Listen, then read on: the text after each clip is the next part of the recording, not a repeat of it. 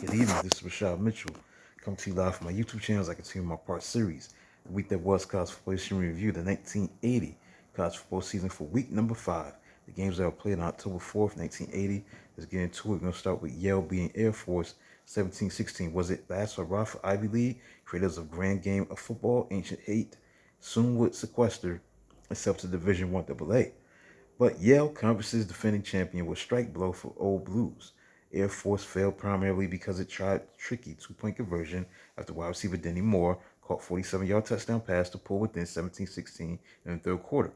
Holder Bob Renaud took the snap on a quick signal, but was buried by Bulldogs defenders. Yale wide receiver Kurt Grieve had snared a 20-yard touchdown pass for quarterback John Rogan to tie it at 10-10, only 1:02 before half.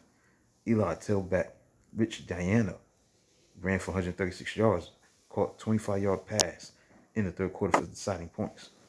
Next, Pittsburgh, the number 6 team in the country, beat the University of Maryland 38-9. Shaking off in the spring, Pittsburgh quarterback Dan Marino completed 16 of 34 for 282 yards passing, 3 touchdowns. Pittsburgh defense, meanwhile, sacked Maryland quarterback 7 times and surrendering 22 yards rushing to the Terps, who featured tailback Charlie Wasaki, the nation's 13th leading rusher, who had only 40 yards rushing on 19 carries. The Panthers' defensive end, Hugh Green, contributed 10 sack tackles and 2 sacks. Touchdown by Terrapins represented only 2 6-pointer Pittsburgh defense had allowed all season, and it coming on a 12-yard pass from quarterback Mike Tice to wide receiver Chris Havener to cap a 21-yard drive following over anxious Panthers safety Tom Flynn fumble a punt.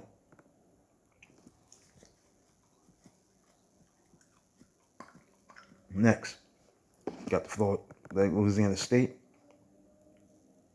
beating Florida, the number 19 team in the country, 24-7. Despite ungodly 12 fumbles, 5 of which was lost, the Tigers won as running back Jesse Miles ran for 148 yards and scored twice. The Bengals' decisive touchdown came when quarterback Alan Risser hooked up with wide receiver Tracy Porter for a 31-yard touchdown pass. Risser had replaced starting quarterback Robbie Mothballs after the latter bobbled 2 fumbles on LSU's first series. Hampered by a loss of quarterback Bob Hugo, who left with knee injury in the first quarter, Florida managed only 10 first downs, rushed for 23 yards, trailed 17-0 before wide receiver Chris Collinsworth caught 7-yard touchdown pass from quarterback Larry Oshab in the third quarter.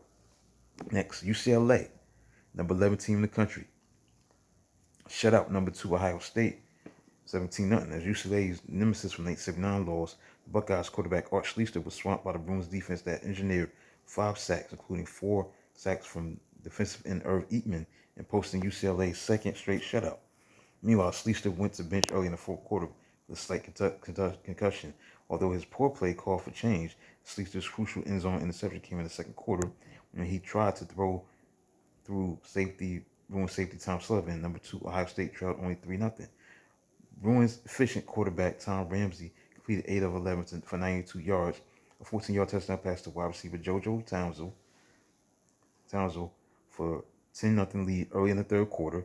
UCLA tailback Freeman McNeil ran for 118 yards on 31 carries, added 4-yard touchdown run on a following series, and safety Kenny Easley led brilliant defense before being thumbed for a striking sideline photographer. Next, Penn State, the number 17 team in the country, beat Missouri, the number 9 team in the country, 29-21. Improving quarterback Todd Blackledge ran for 2 touchdowns, including clinching 43-yard scamper and threw 24-yard touchdown to Brad Scoville for third score as Penn State edged Missouri. Nittany Lions safety Paul Langford chipped in with 2 interceptions in the third quarter that set up kicker Herb Menhard fumbled field goals for the decisive 22-21 lead. Now the Tigers quarterback Phil Bradley threw for 214 yards and 2 touchdowns now, including a 53-yard effort to wide receiver Ron Fellows, while also dashing for touchdowns.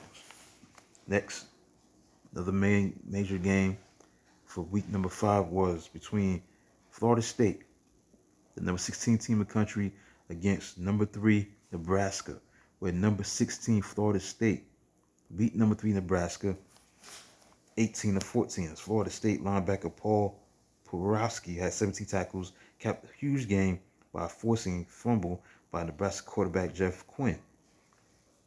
Recovered by defensive tackle Gary Futch on FSU 10-yard line with 12 seconds left. Quinn had marched 77 yards to FSU 3-yard line before a sack by Porowski, who was supposed to drop into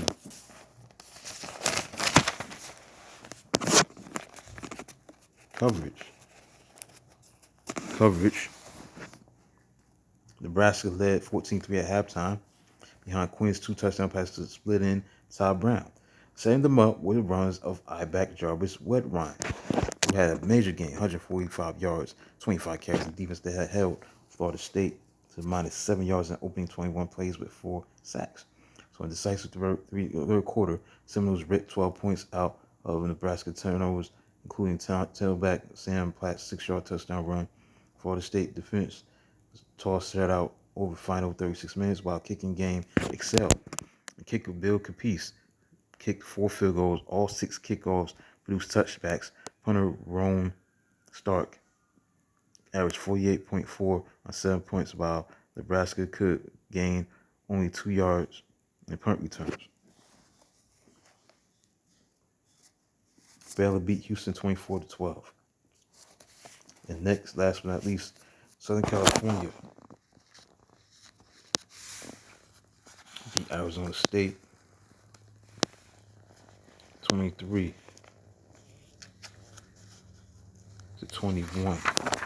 Southern California was ranked number 4 in the country, and they beat Arizona State 23-21.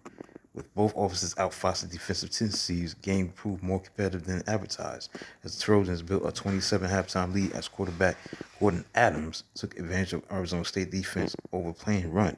Sun Devils using draw plays to offset USC pass rush rallied as tailback Willie Gittens eluded USC linebacker Ricky Gray and safety Dennis Smith to race 59 yards to end zone, and quarterback Mike Pagel tossed his second touchdown pass 14 yards to tight end Ron Wetzel. Southern California managed only single second half score. Kicker Eric Hipp's third field goal, which was enough to hold on to victory. And USC tailback Marcus Allen had 132 yards rushing on 36 carries, did most of his damage in the second half, but also lost 2 fumbles. So that concludes a look at Week 5, the week that was college football history review, the 1980 college football season.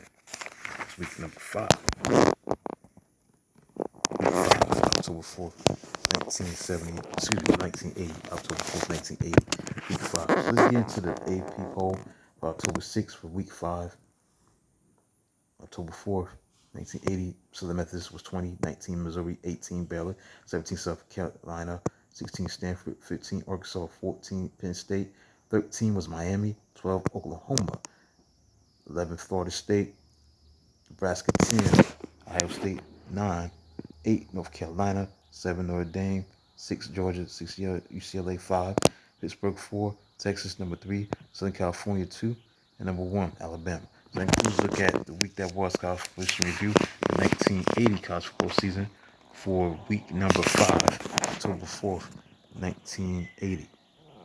Please like, subscribe, and comment on the channel. We'll be this man tomorrow. Until then, talk to you soon.